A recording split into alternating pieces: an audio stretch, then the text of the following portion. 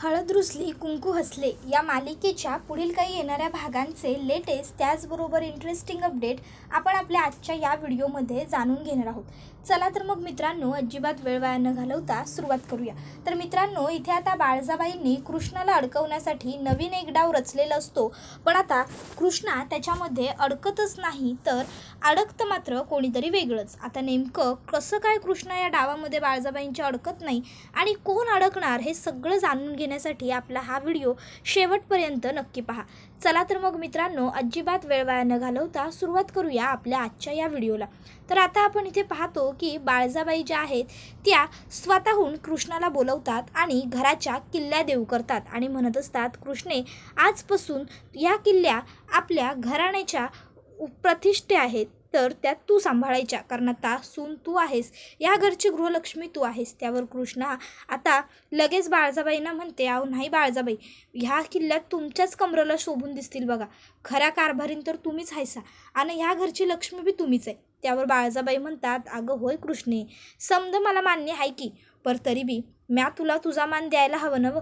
जेव्हा म्या लगीन करून नव्याने ह्या घरात आलो, तेव्हा जेव्हा म्या माझ्या सासूचं मन जिंकलं होतं का नाही, तेव्हा या किल्ल्या माझ्या सासूनं माझ्या हातात दिल्या होत्या। त्याबरोबर आता अढळराव मनातल्या मनात म्हणत असतात की नाही, बाळजाचा नक्की या सगळ्यामागे काहीतरी डाव आहे। बाळजा इतक्या सहजासहजी घराच्या किल्ल्यांवरचा हक्क सोडणं कधीच शक्य नाही। या जन्मात काय, पुढच्या 7 जन्मात सुद्धा बाळजाला हे शक्य नाही की ती एवढ्या सहजपणे घराच्या किल्ल्यांवरून हक्क सोडेल। तर आता इथे कृष्णाला टेन्शन आलेलं असतं की ती हे सगळं कसं करेल, पण तरीही ती बाळजाबाईंना आता शब्द देते आणि म्हणत असते, बाळजाबाई, तुम्ही माझ्यावर ही जी जबाबदारी सोपवली आहे ती अगदी व्यवस्थितपणे पार पाडण्याचा मी पुरेपूर काटेकोर प्रयत्न करेन। माझ्याकडून एक बी चूक होणार नाही याची मी खबरदारी आणि खातिरदारी घेईन, समजा अगदी व्यवस्थित सांभाळेन बघा। त्याबरोबर बाळजाबाई म्हणत असतात की हो ग, तू व्यवस्थित समजा सांभाळशील याची खात्री आहे, म्हणूनच दिल्या आहेत नव या किल्ल्या मी तुझ्या हातात, विश्वास आहे माझा तुझ्यावर। आता मनातल्या मनात बाळजाबाई म्हणत असतात, बघते ना मी पण कसं आणि किती दिवस सांभाळते ते व्यवस्थित, नाही जर तुला पळती भुई थोडी केली तर म्या बी नावाची बाळजा नाही। कृष्णा म्हणते, बाळजाबाई अहो कुठं हरवलात? बाळजाबाई म्हणायला लागतात, अगं काही नाही, सपान पाहिलं होतं म्या, माझ्या लेकाचं लगीन झालं की या समध्या जाचातनं मोकळं व्हायचं आणि आता ते खरं होतंय ना म्हणून हसलो। त्याबरोबर इथं आता अढळराव हे मनातल्या मनात म्हणत असतात, बाळजा तू काहीही कर, कितीही डाव रचत्या कृष्णाला अडकवायला, पण मी माझ्या सुनेला तुझ्या जाळ्यात फसू द्यायचो नाही म्हणजे नाही। आज तू कृष्णीच्या हातात किल्ल्या दिल्या आहेस म्हणजे नक्की त्यामागं बी तुझा काहीतरी थुकराट प्लॅन असणारच। पर तू किती बी काय बी केलंस ना, तरी ह्या घरातनं तू कृष्णीला बाहेर काढशील असं म्या काय बी घडू देणार नाही होऊ देणार मी आहे समज। त्यानंतर आता अढळराव लक्ष ठेवायचं ठरवतात बाळजाबाईंवरती। तर दुसरीकडे आपण पाहतो की इकडे कृष्णा ही खोलीत आलेली असते। आता तिच्याबरोबर खोलीत भक्तीसुद्धा येते। आता कृष्णा ही भक्तीला घट्ट मिठी मारते आणि आता कृष्णा म्हणायला लागते, भक्ते भावा बघ की, अगं बाळजाबाईंनी माझ्यावर एवढाही विश्वास दावला आहे, म्हणजे खरंच म्या विश्वासाच्या लायक आहे आणि मी करून देऊ शकतो वय ना? त्यावर भक्ती म्हणते, अगं वय कृष्णे, मला एक दिवस खात्री होतीच माझ्या बहिणीचं सुखाचं दिस येणार बघ, आणि बघ आज तू केवढी सुखात आहेस ह्या घरात, रांगडे पाटलांच्या घराची एकुलती एक सून आणि मालकीन आहेस तू आता। खरंच कृष्णे, तुझ्या ह्या सुखाला की नाही कुणाची म्हणून कुणाची दृष्ट नको लागायला, आयुष्यभर तू अशीच आनंदात राहा, सुखात राहा, ही एकच तेवढी प्रार्थना आहे बघ माझी देवी आईच्या चरणी। आणि मला खात्री आहे देवी आई माझी प्रार्थना नक्की ऐकणार, कारण आज पावतर तू समद्यांचं भलं बघितलं आहेस, तू समद्यांचा विचार केला आहेस, मग देवी आई तुझा विचार कसा नाही करायची बघ। म्या म्हणायचो नव, तुझ्या आयुष्यात समद चांगलं घडणार, राजकुमार येणार, आला की नाही राजकुमार, आणि बदलले की नाही तुझे दिसत्या राजकुमारानं। त्यावर कृष्णा आता म्हणते, भावा गप की, नको की मस्करी करू, पर तुला वाटायला नव हे समद म्या चांगल्या पद्धतीनं सांभाळू शकतो म्हणून? नाही म्हणजे आई मला नेहमी म्हणते म्या पांढऱ्या पायाची आहे, म्या अवदसा आहे जर म्हणजे। त्याबरोबर भक्ती म्हणते, कृष्णे गप बसा आता, नाहीतर 2 दिन का नाही अशा थुत्रीत ठेवून तुझ्या सरळ रांगे वैशील। हे बघ कृष्णे, अगं आई जे काय म्हणते ते रागानं म्हणते समज, म्हणून तू तेच मनात धरून बसणार आहेस का? अगं बाळजाबाईने एवढा तुझ्यावर विश्वास दावलाय म्हणजे खरोखर तुझ्यात काहीतरी गुण असल्याशिवाय का त्याबरोबर दुसरीकडं आता बाळजाबाई ह्या मनातल्या मनात लईच जास्त खुश असतात. त्या म्हणत असतात, कृष्णे अगं काय बी करायचं ठरव, पण तुला काय हे समज झेपायचं नाही, कारण मुळात म्या तुला झेपूच द्यायचो नाही ना.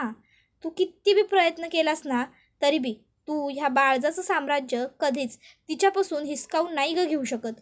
नाही, तुझी लायकीच नाही ग तेवढी, कुवतच नाही, असं आता बाळजाबाई म्हणत असतात. आता दुसऱ्या दिवशी बाळजाबाईंनी काही मजुरांना घरी बोलवलेलं असतं आणि मग आता बाळजाबाई या कृष्णाला हाक मारतात आणि म्हणतात, कृष्णे हे बघ, ह्यो महादू आणि ह्यो सरप्या हे आपल्या शेतावर काम करायला येतात. आता आपण यांना शेतीचं पेरणीचं काम दिलं होतं. आता ते काम पुरं झालेलं आहे, तर यासनी यांचं पैकं द्यायचं आहेत आपल्याला. तर जा तू तिजोरीतनं 5,000 रुपये घेऊन ये बघ. यांच्या अंगावर काम दिलं होतं, यांनी लवकर काम सपिवलं, पण पैकं तर आपण जेवढं ठरवलं आहे तेवढं देणंच आहे ना व. जा मग कृष्णा आता 5,000 रुपये घेऊन येत बाळजाबाईंच्या हातात देते. बाळजाबाई ते पैसे त्या मजदुरांना देतात आणि मजदूर तिकडनं निघून जातात. दुसऱ्या दिवशी दूध डेअरीवर काम करणाऱ्या लोकांना आलेलं असतं. आता ती लोकंसुद्धा येतात. बाळजाबाई कृष्णाला सांगतात, कृष्णे ह्या सिंधू मावशी आणि ह्या धृपाताई ह्या दोघी जणी आहेत का नाही, ह्या आपल्या दूध डेअरीवर काम करतात. आणि तो राम्या तो आपला गडी आहे, पर तो घराची कामं बघत नाही, तो बागकाम वगैरे बघतो, म्हणजे माळी म्हणायचा, पर घरातलं बी बघतोच थोडंफार. म्हणून आज त्याचा बी पगार द्यायचा आहे. तर तू एक काम कर, तू मला एकूण 35,000 आणून दे बघ. नाही म्हणजे शिल्पा काकूंचं 5,000 आणि बाकी ह्या दोघांचं. त्याबरोबर आता हे सगळं मैनावती बघत असते. मैनाला मात्र आश्चर्य वाटत असतं की बाळजा खरोखर कृष्णाला एवढं सगळं कसं काय विचारते. आता असे 2 दिवस हे चांगले गेलेले असतात. नंतर बाळजाबाई ह्या मैनाला बोलवतात आणि सांगतात, मैनावती आता एक काम करायचं, या घे ह्या आपल्या तिजोरीच्या दुसऱ्या किल्ल्या. मैना म्हणते, अहो पण तिजोरीच्या किल्ल्या तर त्या कृष्णीकडे होत्या ना व. बाळजाबाई म्हणतात, तुझ्या कानाला काही त्रास आहे काय?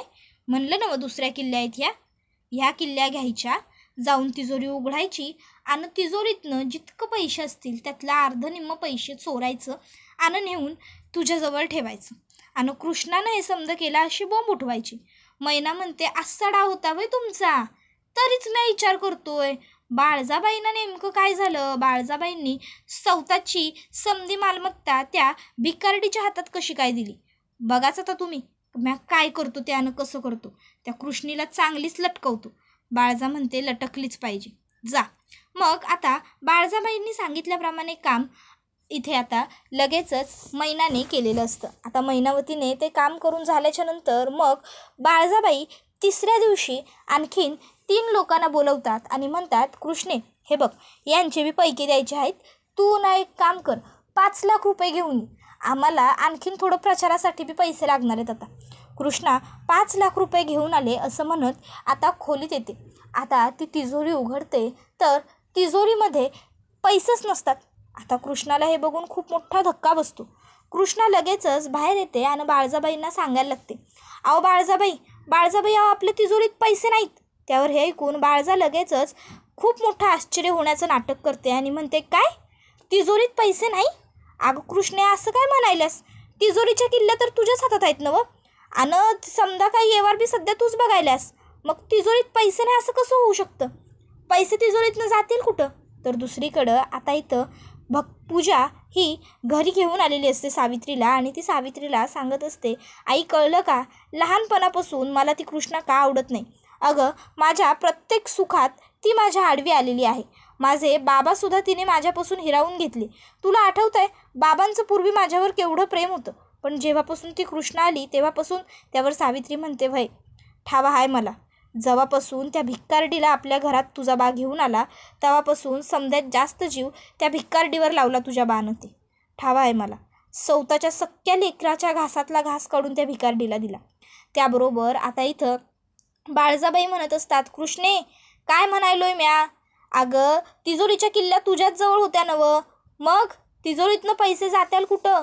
त्यावर कृष्णा म्हणायला लागते, बाळजाबाई अहो म्या खरं बोलायलो, मला नाही ठाव.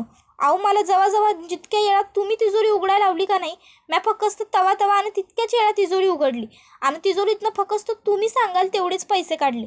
म्या कशापायी खोटं बोलू, मी खोटं नाही बोलत आहे बाळजाबाई. बाळजा म्हणते, अगं कृष्णे, ते मला कळलं तू खोटं नाही बोलत आहेस ते, पण आता तिजोरीतले पैसे गेले कुठं, ही जबाबदारी तुझी होती ना व.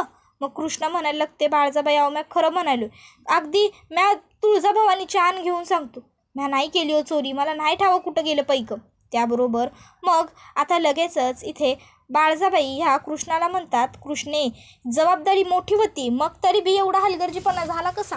कृष्णा म्हणते, बाळजाबाई अहो मी हलगर्जीपणा नाही केलेला, म्या खरं बोलायलो, म्या समजा व्यवस्थितच ठेवलं होतं, मला कळना झालं आणि मग किल्ल्या बी इथं कुठं तिथे टाकल्या नव्हत्या, माझ्याजवळ होत्या. त्यावर बाळजा म्हणते, कृष्णे अगं पण त्याचा उपयोग काय आता, हे समजा कुणी केलं मग. त्यावर मग आता दुष्यंत म्हणायला लागतो, आई आय एम सॉरी, नाही म्हणजे मी तिची बाजू घेतोय असं काही नाही आहे, पण मी एक खरं बोलतोय, कृष्णाने हे सगळं नाही केलेलं ही माझी पूर्ण खात्री आहे. अगं सगळ्यात महत्त्वाचं म्हणजे कृष्णा चोरीमारी करणं शक्य नाही आहे, आणि महत्त्वाची आणि दुसरी गोष्ट म्हणजे काल रात्री कृष्णा घरात खोलीतनं बाहेर गेलीच नाही, कारण रात्री माझी एक महत्त्वाची मीटिंग होती जी मला लॅपटॉपवरती अटेंड करायची होती, तर मी जागाच होतो. त्यावर आता बाळजाबाई म्हणत असतात, दुष्यंत अरे म्हणजे तुला म्हणायचं काय, आपल्याच घरातलं कोणीतरी हे समजा करणार आहे का. अरे तसं बी आपल्या घरामध्ये बाहेरचं असं कोणी बी आलेलं नाही, ती 3 लोकं आली होती 5 लाख रुपये नेण्यासाठी, त्यासनी तर आम्ही बोलवलं होतं आणि ते आता परत बी गेले, ते काही नाही, तपासणी तर व्हायला पाहिजे. त्यावर लगेचच अढळराव म्हणतात, होय होय मला बी बाळजाबाईंचं मत पटायले, नाही तपासणी तर व्हायलाच पाहिजे आणि सुरुवात बी कृष्णीपासून व्हायला पाहिजे. त्यावर कृष्णाला खूप वाईट वाटतं. तर बाळजाबाई म्हणतात, ठीक आहे मग आम्हीच करतो तपासणी. आता बाळजाबाईंना वाटत असतं की पैसे कृष्णाजवळ सापडणारच, कारण त्यांनी स्वतः मैनाला सांगितलं होतं पैसे चोरायचे आणि नेऊन कृष्णाच्या बॅगेत ठेवायचे. अढळराव म्हणतात, वय वय वय करा करा बाळजाबाई, तुम्ही स्वतःच्या हातानं तपासणी करा, तसं बी तुम्हीच दिली होती ना सुनबाईंवर जबाबदारी, मग आता तुम्हीच तपासणी बी करायची. मग बाळजा लगेचच म्हणते, वय वय करते की, आणि मग आता ती तपासणी करते. आता कृष्णाजवळ कुठल्याही पद्धतीचे पैसे वगैरे सापडत नाही. त्यावर अढळराव म्हणतात की आता कृष्णेची तपासणी झाली ना, चला मग आता घरातल्या इतर सदस्यांची पण करून घेऊ. त्यावर बाळजा म्हणते, काय. त्यावर अढळराव म्हणतात, होय तर म्हणजे पैसे कुणी घेतलेत ते कळायला हवं ना व, म्हणून समद्यांची तपासणी करावी लागणार की. त्यावर आता लगेचच अढळराव म्हणतात, आता पुढची तपासणी मैनाची, नाही म्हणजे घरातल्या बायका पहिल्या होऊन जाऊ दे, मग पुरुषांचं बघू असं म्हणतोय. मग आता मैनाची तपासणी घेण्यासाठी सुद्धा स्वतःहून बाळजाच पुढे जात असते. त्यावर अढळराव म्हणतात, आता तुम्ही केली ना कृष्णाची तपासणी, मग आता तुम्ही थांबायचं, आता भक्ते तू हिची तपासणी कर. त्यावर भक्ती म्हणते, काय म्या आणि काकी साहेबांची तपासणी. त्याबरोबर आता ती म्हणते, आऊ नाही नग नग थोरले सरकार, नाही म्हणजे बाळजाबाई आहेत ना व, त्या करतील की. त्याबरोबर अढळराव म्हणतात, म्या सांगतोय ना व, तू करायची तपासणी तर तूच करायची, चल ये लवकर पुढं आणि कर मैनावतीची तपासणी, बघूया तरी नक्की खरा घरामध्ये चोर कोण शिरलाय. त्याबरोबर आता मग मात्र बाळजाबाई ह्या जरा घाबरलेल्या असतात, कारण बाळजाबाईंना प्रश्न पडलेला असतो की नेमकं हे सगळं घडलं कसं काय, मी काय करायला लावलं होतं मैनावतीला आणि मैनावतीने काय करून ठेवलं, हा प्रश्न बाळजाबाईंना पडलेला असतो.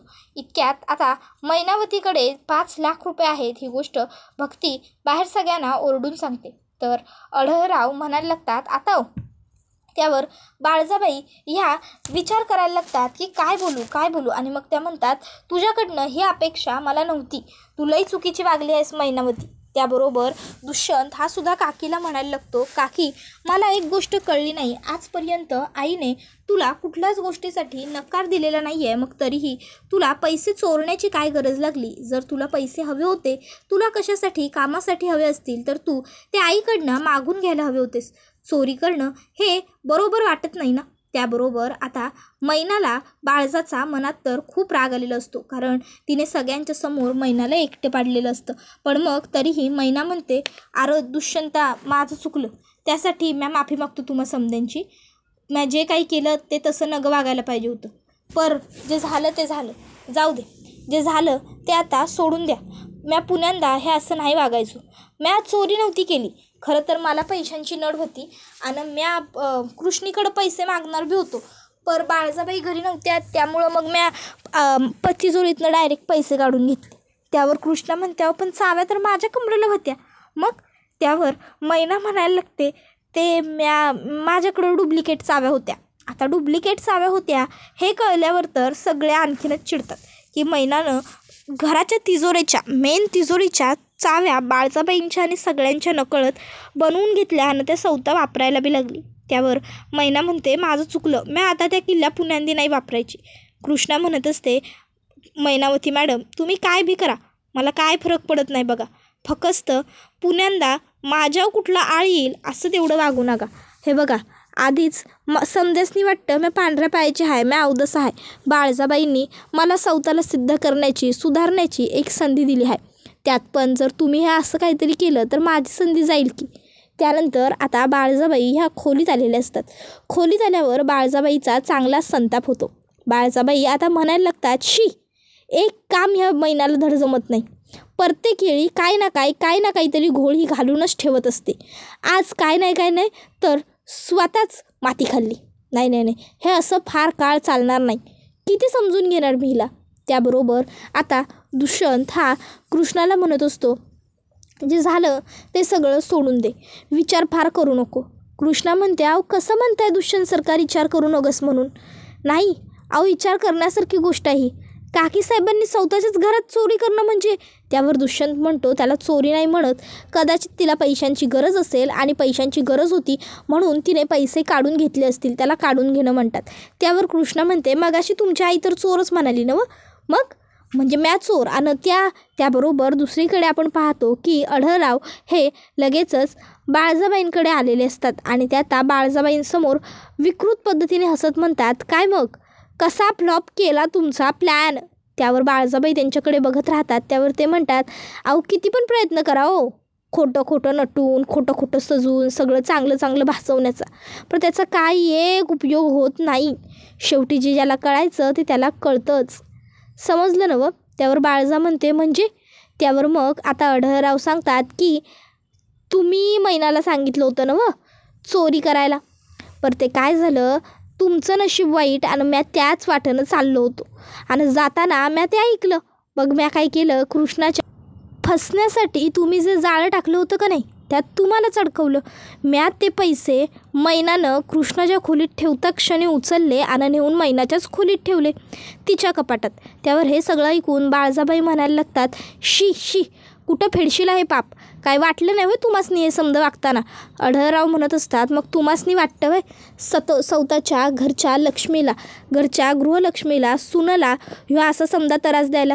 त्यावर बाळजाबाई म्हणतात म्या त्या अवदशा कृष्णीला माझ्या घरची सून मानतच नाही, समजलं ना व. म्या तिला काय बी करून माझ्या लेकाच्या आयुष्यातनं दूर घालिवणार म्हणजे घालिवणारच. त्याबरोबर इथं कृष्णा ही मात्र आता आपल्याकडून सगळं व्यवस्थित व्हावं याची काळजी घ्यायला लागते, प्रयत्न करायला लागते.